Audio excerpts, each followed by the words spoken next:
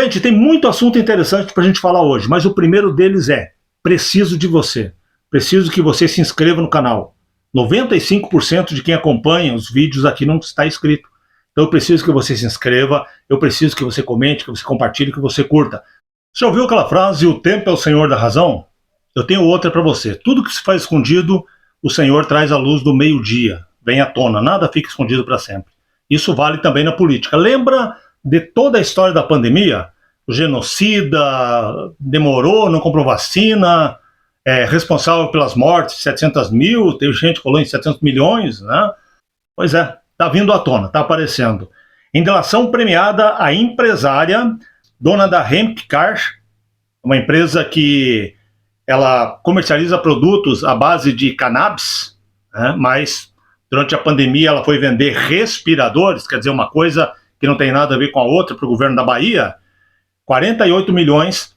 Sabe quantos ela entregou? Nenhum respirador. Quer dizer, no momento em que as pessoas estavam morrendo sufocadas, o governo da Bahia decidiu comprar respiradores de uma empresa que não vendia respiradores, mas sim produtos à base de maconha, e logicamente não recebeu. Mais que isso, em delação premiada, vou deixar do ladinho aqui para você, para a gente não ter que ler tudo. Você pode pausar o vídeo e ir lendo. Mas em delação premiada, a empresária fala que 11 milhões dos 48, que era o total, 11 milhões foi comissão paga a alguém que foi indicado pelo casal Costa, né, o Rui Costa e a sua esposa, e que era uma pessoa amiga da família. Aí, você pode ir lendo, enquanto eu vou falando com você. Então eu só repito a frase. Enquanto as pessoas morriam sem ar, o governo de esquerda na Bahia, governo do PT, na época, o Rui Costa, que hoje é ministro do Lula, ele estava comprando respirador em uma empresa especializada em vender produtos à base de maconha. E, logicamente, ele não entregou respirador nenhum. Certamente, muitas pessoas sofreram e talvez muitas tenham morrido por falta de equipamento. Enquanto isso, as pessoas ficam dizendo que a culpa era do Bolsonaro, né, que era presidente, que, por sinal, liberou dinheiro a rodo, o que fez com que, no final do ano, as prefeituras, praticamente todas as prefeituras do Brasil, estivessem em dia com, inclusive, folha de pagamento, despesas, saiu tudo do dinheiro que era para o combate à Covid. Até porque nessas épocas não tem muito controle, né? Mas a saúde, ela não é de hoje, que a saúde é vítima de governos de esquerda. Você lembra que a gente falou ontem? Tem coisa acontecendo aí que ainda vai vir à tona, ainda vai tomar as manchetes. Não sei quando, talvez não nesse governo, mas isso vai acontecer. Olha só, balcão da saúde. Como o governo Lula compra apoio com verbas da pasta. Está aqui do lado também, você vai acompanhando. O governo libera dinheiro em troca de votos no Congresso, e para isso usa o dinheiro da saúde. E aí começam a acontecer verdadeiras aberrações, como municípios que precisam e não receberam nada mesmo, nem um centavo. E outros municípios que receberam 1000% em relação ao que haviam pedido. Veja esse trechinho comigo aqui, ó, acima do teto. Com a estratégia de alegar emergência, os recursos de alta e média complexidade passaram do limite estabelecido pelo próprio Ministério em 651 municípios. Em 20 deles, o teto foi ultrapassado em mais de 1000%. Quer dizer, o valor que poderia ser destinado para aquele município, o teto máximo, foi ultrapassado em mais de 1000%.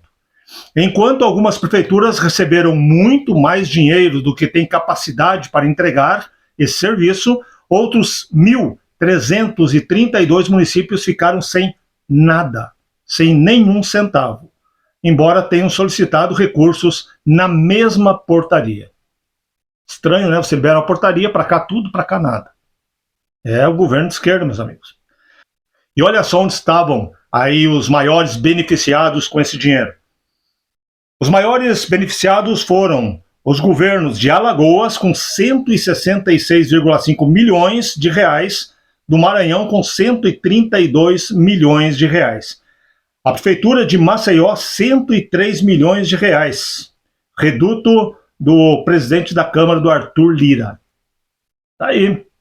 Como eu digo para você, hoje pode ficar aqui, eu estou falando, mais uma, duas pessoas estão falando, a mídia não mostra, né? A grande mídia não mostra, mas no futuro isso aqui vai vir à tona ainda e os escândalos vão aparecer, porque isso aqui Isso aqui é PT. E quando o Brasil coloca o PT, o Brasil dá PT. Apesar de estarmos vivendo o pior ano da nossa história em termos de dengue, o governo reduziu gastos. Em 22, o último ano do governo Bolsonaro, em relação a esse ano, primeiro ano do governo Lula, que foi 23, o gasto foi 61% menor. Quer dizer, o governo Lula gastou 61% menos do que o governo Bolsonaro. Detalhe, em 22 a dengue não era um grande problema. E agora você vê o que está acontecendo com a dengue. Mesmo assim, o dinheiro reduziu e reduziu bastante, né? Infelizmente, situações que acontecem no nosso país e a saúde, repito mais uma vez, está dando PT na saúde. A saúde está sofrendo.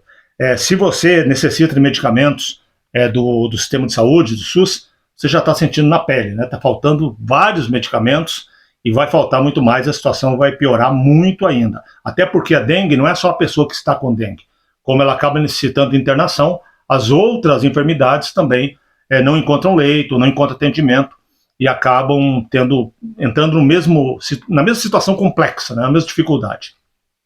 Quero trazer para você também, hoje, eu achei interessante, você deve ter visto já, mas olha só, você lembra que foi à Câmara de Deputados, né, o Congresso Nacional, o ex-homem forte do Lula, que pelo jeito quer trazer de volta, o José Dirceu. José Dirceu foi o grande responsável pelo Petrolão, pelo Mensalão, por todos os escândalos de corrupção da época. Ele era o arquiteto de tudo isso, ele era a mente pensante por trás do Lula. E até diria para você que é o que está faltando hoje. O Lula tem muita dificuldade com o Congresso porque não tem essa mente, eu não estou falando que é boa, né? Mas não tem essa mente pensante por trás dele. Pelo jeito, querem trazer de volta o Zé Dirceu. Levaram ele lá na Câmara e fizeram uma espécie de homenagem, ele discursou, e esse dia da democracia teve participação de chefes de Estado, não, de representantes de Estado, né? Países enviaram representantes. E eu quero que você ouça aí o Randolph Rodrigues falando dos representantes. Olha aonde que o PT encontra aí as democracias do mundo, em quais ele se espelha. As democracias que apoiam o PT, as democracias iguais ao PT, são essas aqui. Presta atenção. Questão de registrar e agradecer a presença das senhoras e senhores embaixadores encarregados de negócios e membros do corpo diplomático dos seguintes países: Cuba, Irã, Malawi, Omã, Rússia, Trindade e Tobago e Venezuela. Muita democracia, hein? Muita democracia. Venezuela, Cuba, só democracia, só países de primeira linha. Olha o comentário do Maurício Marcon, deputado federal, ele comentou na Rádio Auriverde a respeito dessa situação. Vamos ouvir ele aí. Vamos lá, Cuba, que ainda mais essa gente que se diz tão democrática, né? Cuba, onde os protestos por falta de alimento e comida, né, pelo fim da ditadura vêm sendo reprimidos, e as informações que a gente tem de lá é que são pessoas que ficam presas. O Irã, que apedreja mulheres, né, em praça pública, inclusive foi uma jornalista apedrejada há pouco tempo, né, apedrejada, a gente está em 2024 e o Irã, amigo do Lula, apedreja mulheres em praça pública. E a Venezuela, que é um exemplo de democracia, né, a gente tem agora o Nicolás Maduro, basicamente o único candidato da Venezuela, na eleição que vai ter agora em julho, se não me falha a memória, e é esse tipo de gente que Randolph e toda a sua turma defende. Tu diz que ele está constrangido, né? Então, eu sinceramente duvido. Eu acho que esse pessoal, eles usam muito o traje democrático, mas eles gostam mesmo de um totalitarismo. Afinal, quando o modelo que eles defendem é implementado, as pessoas se revoltam, entram na miséria e querem mudança. E é isso que a gente tem visto na Venezuela, em Cuba e na Nicarágua. Não sei como é que a Nicarágua não mandou também um representante, né? Mas tu falava do José Dirceu. É bom citar que o José Dirceu foi condenado mais de uma vez, né? Ele não foi condenado só uma vez. Tipo, não, foi o juiz tal que não gostava dele. Não, ele foi condenado na Lava Jato, no Mensalão. Ele, mais uma vez que ele é condenado, ele pede música no Fantástico por três operações diferentes. Então, infelizmente, nesse momento do Brasil, no momento da história, é por essas pessoas que nós somos governados. Entristece, né? Dá um desânimo no futuro, mas faz parte, que a gente possa aprender, né? E não repetir esse erro novamente. Gente, eu achei muito interessante esse vídeo. nas redes sociais, você já deve ter visto, onde mostra a intimidade do ex-presidente Jair Bolsonaro. E aí eu começo a entender por que ele é tão amado, porque as pessoas amam tanto o ex-presidente. Ele é uma pessoa extremamente simples. Eu tinha um amigo que dizia, quando uma pessoa era muito simples, ele falava, nossa, esse aqui é mais simples que painel de Jeep. Quem não é da época, o Jeep antigo, né, ele tinha lá um reloginho e onde pôr a chave só no painel. Era extremamente simples. E ele falava, esse cidadão é mais simples que painel de Jeep. E o Bolsonaro realmente é mais simples que painel de Jeep. Olha o que ele traz na mochila. Né, o Gustavo Gayer expôs a intimidade do Bolsonaro, mostrando o que ele leva na mala. Não é aquela mala de dinheiro, não. Não é aquelas malas, várias, né, dentro de apartamento cheio de dinheiro. Olha só o que o presidente carrega na sua mala, na sua mochila. Isso já há 40 anos, é a mesma, roda o Brasil inteiro com ele. Veja aí. O presidente viaja, ele não leva mala, ele leva esse saquinho aqui que ele tem uns 30 anos, né, presidente? Isso aqui? Mas tem uns 40 anos. 40 anos que ele anda com esse negócio. É de pano de paraquedas. Aí fica a pergunta, como é que o cara fica 10 dias viajando pelo Brasil com isso aqui de bagagem? Com isso aqui de bagagem? Nós vamos descobrir agora, me acompanha. Peraí. Isso aqui. Vamos ver. Aqui, ó. Peraí. Vamos ver o que é que tem aqui que o presidente leva. Vamos dar uma olhada. Olha esse lado aí. Tá aqui, vai, presidente. O que é isso aqui? Charme! Charme, gente! Olha só o que é isso aqui. O cabelo não quer na tela. Ah, não, presidente. Sei não, hein? Você tá muito Nutella. O que mais nós temos aqui?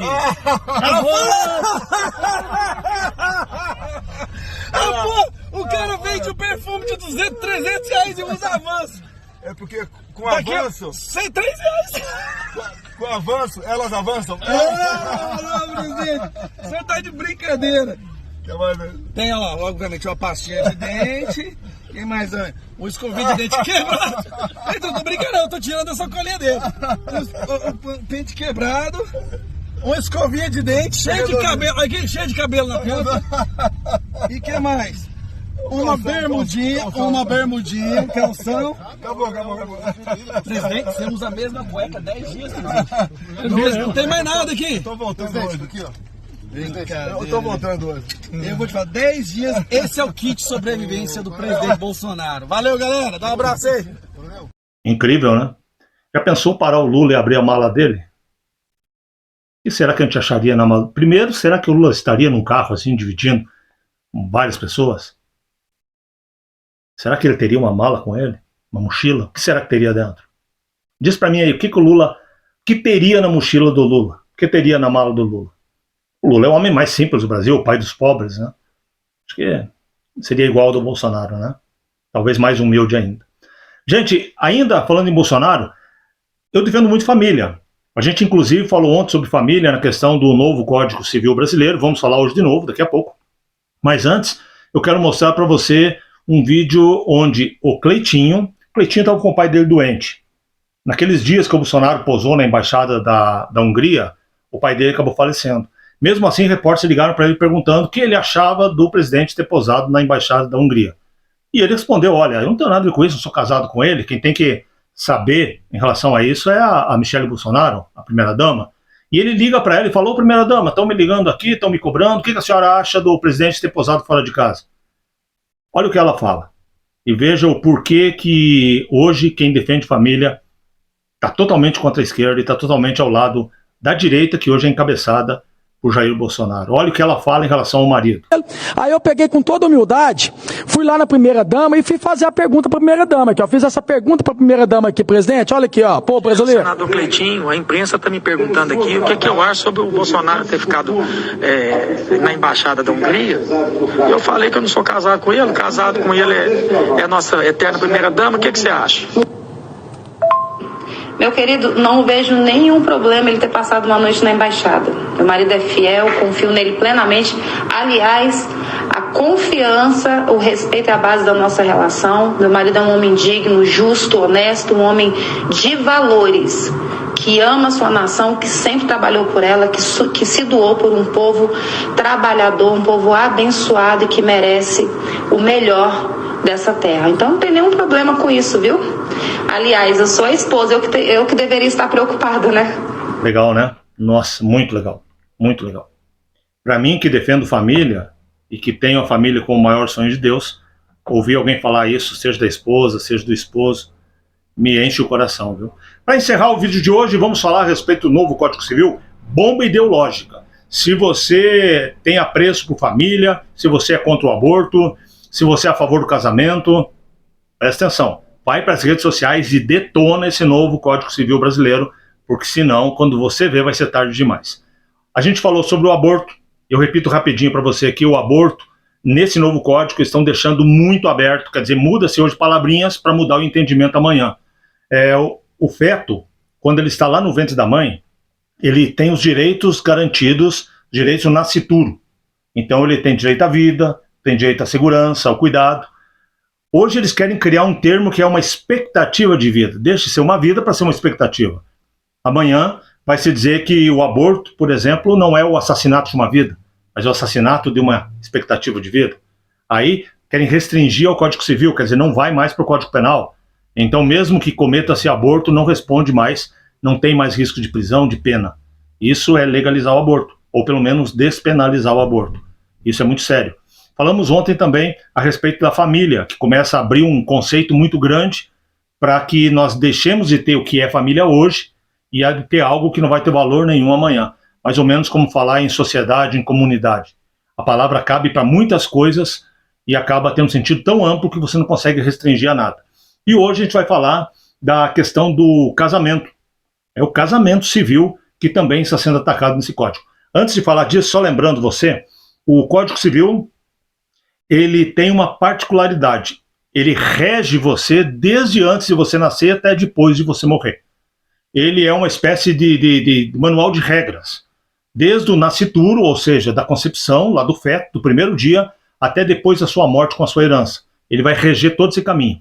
Então, mexer nele hoje é mexer diretamente na vida de cada cidadão. E da maneira que está sendo mexida é muito perigosa. São mudanças, assim, em detalhes muito sutis, mas que vai mudar, com certeza, a interpretação no futuro, e aí traz um grande risco. Vou colocar em tela cheia para você acompanhar comigo. Olha só o que fala em relação ao casamento. Novo conceito, sociedade convivencial. A proposta para a mudança do Código Civil introduz conceitos que não existem no documento atual. Os conceitos são os seguintes: a sociedade convivencial e do convivente. O Código Civil fala hoje somente na sociedade conjugal, que é o que nós conhecemos como casamento.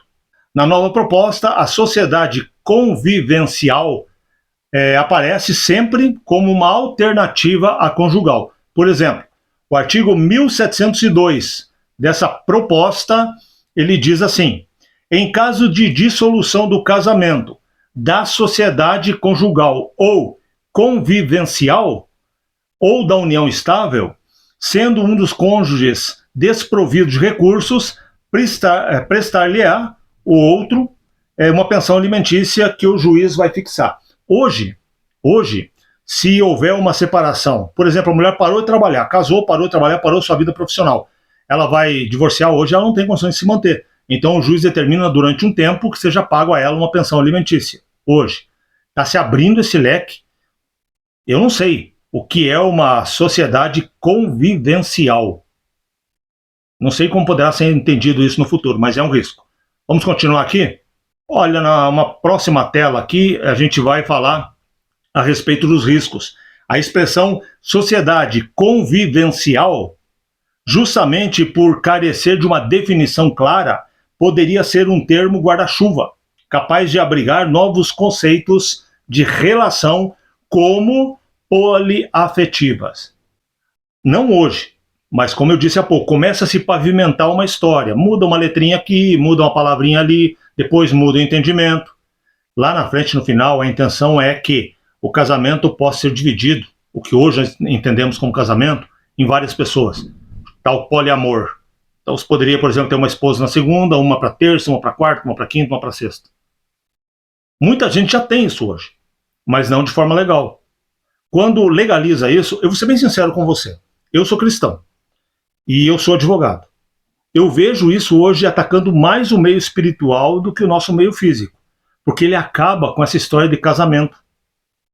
O filho vai olhar e falar: o meu pai e a minha mãe é a da segunda, ou a minha mãe e o meu pai que é o, sei lá, da terça. Você entende? Vira uma confusão absurda, abjeta. E está indo para isso. E isso vai abrir, no futuro, andando, essa situação, situações como já ocorre em alguns países, Japão, por exemplo, onde pessoas dizem-se casadas com objetos. Em outros locais, com animais.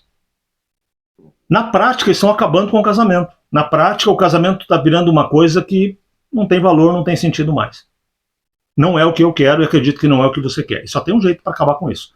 Vamos, nas redes sociais, pressionar aí os deputados, senadores, a não aprovarem esse Código Civil do jeito que ele está, esse novo Código Civil. Se ele for aprovado, o casamento corre sérios riscos, principalmente se continuar governos de esquerda no nosso país.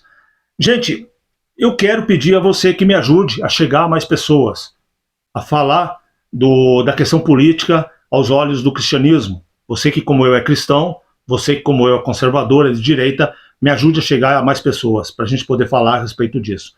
Quem tem Jesus no coração, quem é cristão, não vota na esquerda. A esquerda é totalmente a oposição de tudo aquilo que o cristianismo nos ensina. E a gente vai trabalhar isso principalmente esse ano, porque nós queremos vereadores e prefeitos conservadores e de direita no Brasil inteiro.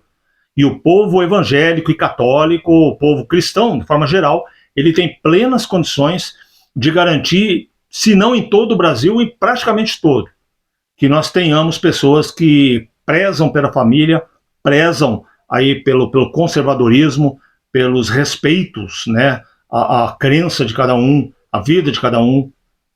E para isso eu preciso da tua ajuda. Então, se inscreva no canal, compartilhe o vídeo, curta, comente. Vamos chegar cada vez a mais pessoas. Juntos, nós somos fortes. E vamos evitar que o nosso país dê PT para sempre.